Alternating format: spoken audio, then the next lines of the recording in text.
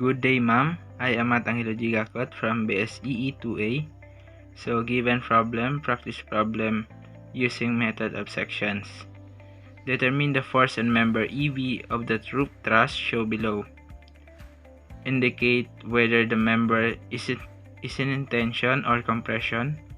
Solution must include complete FBDS.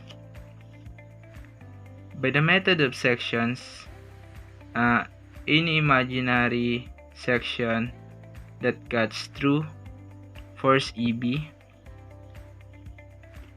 and will also have to cut through three other members for which the force are unknown. For example, section cuts through ED,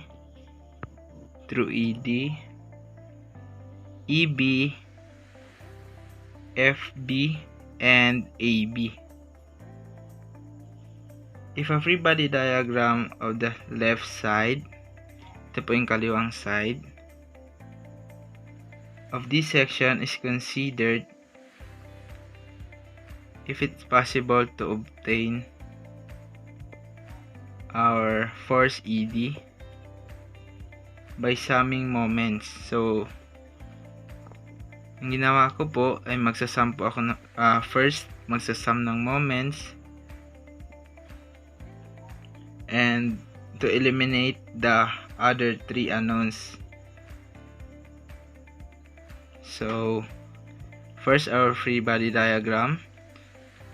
Free body diagram at joint E. Kinat po natin, meron tayong pin connection na FED cosine 30, FED sin 30 na naka y-axis. So, ang ating BB, ito po yung meron tayong 1000 Newton, given tayo sa left and right na 30 degree angle at FED na 3000 Newton. So, solution, summing moments, sign convention, positive counterclockwise, summing moments of B is equals to 0.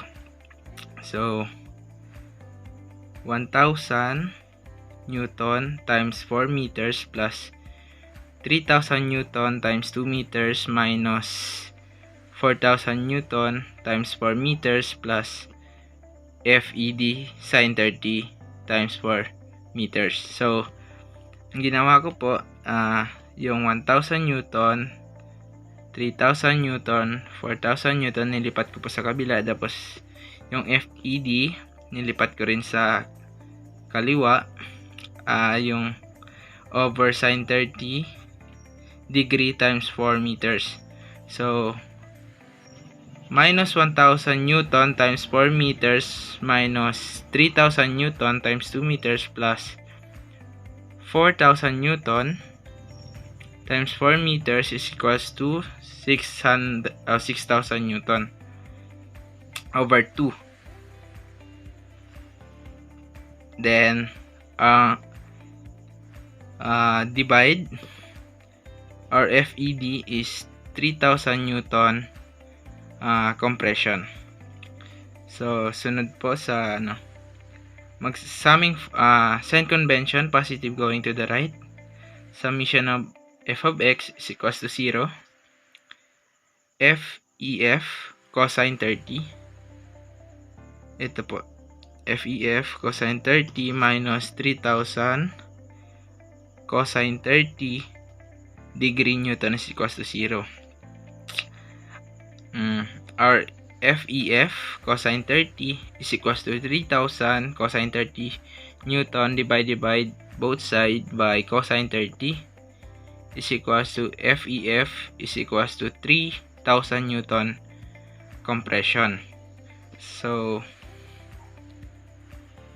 to get the final answer na hinahanap, summing forces, sign convention, positive going up, summation of f of y is equals to 0. 2 times 3000 sin 30 degree Newton minus 1000 Newton minus FEB is equals to 0.